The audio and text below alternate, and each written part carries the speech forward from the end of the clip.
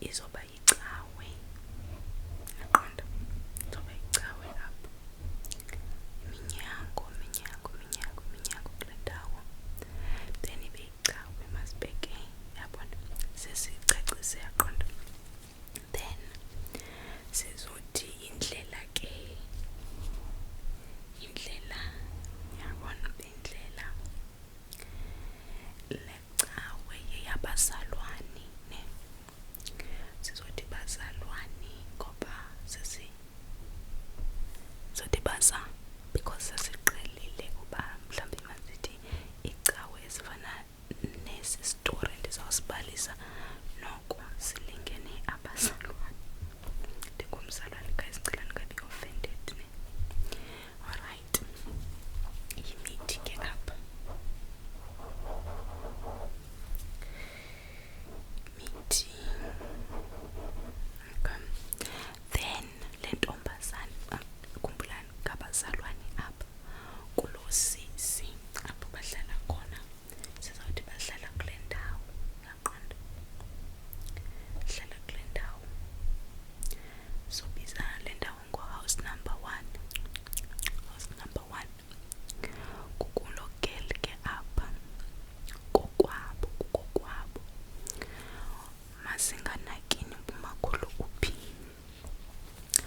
Ke xa esiya ecaweni lo sisi akazuya anyhow, uzohamba kanje, yaqonda, uzoqala asuke kwakhe athi azojoyina i-main road ezohlangana nale ndlela le ndlela ebhekisa ecaweni. Uthi ke umakhulu coscos iindaba zolwimi, lo sisi unumber 1 ehlala nabazali bakhe kodwa seyemdala ngoku, yaqonda. Ebudaleni bakhe unumber 1 usoloko esilwa nabazali, yaqonda. Ukhule abazali besithi wena 1 uzongena icawe apho sifuna khona, uzongena icawe kule ndawo, uzongena kule cawe kule ndawo. So 1 ebehamba icawe ehanjwa ngabazali bakhe, ne. Kulungile ke abazali akhula, u1 sekwi-30, usenabo ma-34 kwi-30s zakhe apho. Okay, udikiwe ke ngoku-1 kuxelelwa ngabazali uba athini, ne. U1 avela decide uba yena ngenye imini uzoyeka ngecaweni, kule cawe yabazalwane. Kodwa ngoba abazali ka1 abayithandi le ndaba yoba bona xa behamba apha emzini wabo bafuna utshixa bayeke, batshixe isitshixo bahambe naso, abantwana mabasale abazali emva, yaqonda. Uthi ke umakhulu nyani u1 ke ebezawenza loo nto intando yabazali bakhe, soloko esiya nabo ecaweni, nanko sande esiya nabo ecaweni. Uthi ke umakhulu ecaweni apha u1, ne, waziwa enesipho u1 ke, andisazi isipho sakhe, nomakhulu ebengasazi, azange sangena kuzo, kodwa unesipho u1. So le cawe ukuya ngabazali bakhe yiyo yodwa ekwazi ukunakekela, like sothini nkosi yam, ukunkcenkceshela le nto engaphakathi ko1 yomoya. Okay, uthi ke umakhulu nyani kuyiwe kule cawe, soloko kuyiwa kule cawe, ngu-back and forth, kuyayiwa kule cawe, kuyayiwa kule cawe. Uthi umakhulu ngenye imini u1 avela decide uba yena uzohamba apha kulo mzi wabazali bakhe. Uhamba kulo mzi wabazali bakhe ngoba uhlangane nantoni, nomfana o1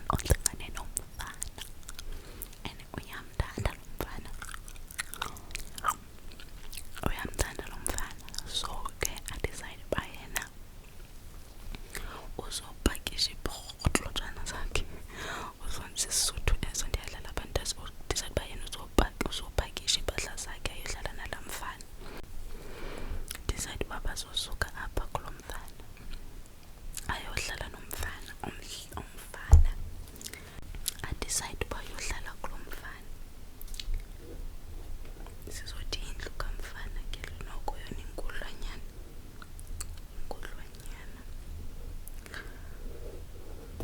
Yabona mfana. Okay. Ke umfana decide bayathetha ke no-1 uba ndizohamba ndiyokhupha ilobola kokwenu ngoba ngeke ndikwazi uhlala nawe apha mahala. Kulungile, ndiyavisisa athi u-1 nyani zingaqali ingxoxo zelobola. Hayi, ziqale nyani. So asithi many months later bahlala bewethu. U-1 setshatile apha, batshatile. Okay, masiyekele yoba bebekipita ekuqaleni. Sebetshatile ngoku. Athi u-1 kumyeni wakhe ngenye imini, myeni wam, mna andisafuni ukuyela kulaa cawe. Ndifuna uqala ukuya ecaweni ephuma ekhawuleza iphume and iphinde futhi ibe just indawo entsha enodikiwe kuza apha. Alright, umyeni wakhe ekuqaleni abuze imibuzo, hayi kutheni, yaqonda. Alright, ke le conversation esiyiva apha siyiva ngabantu, khumbula kuthiwa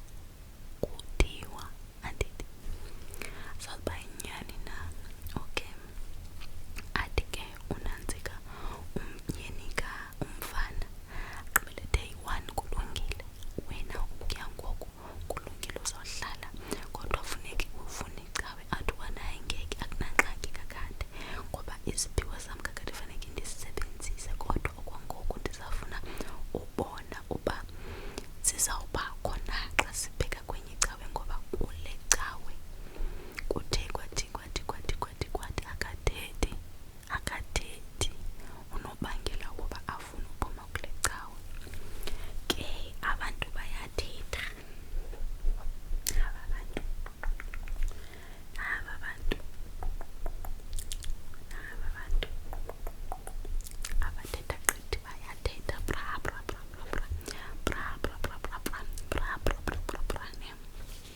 kuthiwa uthi umakhulu kuthiwa u-1 lo engafuni ubheka ecaweni kungoba ngenye imini uvuswe kusitwa uthe evuka wavuke ngaphakathi kwento etheze. Then le nto ethile andizuyimenshina le nto kuthiwa uthi uvuke kuyo u-1 ngoba nina nizoyazi uba kuphi kule cawe. Athi ke u-1 uthi yena ufunyanwe akafuna uziphinda azifumane ngabo, so uyatshintsha yena kule cawe. Okay, kulungile ke kuthiwa lo mfana athi yena kulungile, if le nto uyibonile yomfazi wam nyani ngeke ndibe. Athi yena akazazi ukhona thini uzawudluleka ile ndaba ngoba kwatsho kacika. Fine. Uthi ayibanga lixesha ke u-1 wathi ufumane icawe ka-1 entsha. Masiyibekeni apho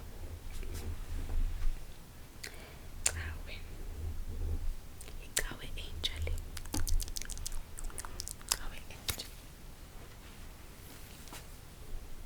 icawe entsha le ka-1. Masithi nyunyu, yabona, cawe ka-1 sharp. Uthi ke umakhulu ukubheka apha indlela ibiya kanje, qonda, bekungavele kuziwe kanje. Alright, kulungile. So ke every Sunday uce wabhekise apha. Le cawe ingxaki yayo inye, iphuma ngo-10 seyiphumile. Kuthiwa ke ekuhlaleni abantu bathetha ngale ndaba yoba u-1 seyisiza kule cawe, and kule cawe kwatsha kwacika kule cawe abazukwazi ukumnceda ngesiphiwo sakhe. U-1 umosha iziphiwo zakhe and unshobuthi nesiqiniseko soba kulo mfana ahlala naye, but u-1 kule ndawo aye kuyo entsha akazokwazi uthini lona atathethe uba no,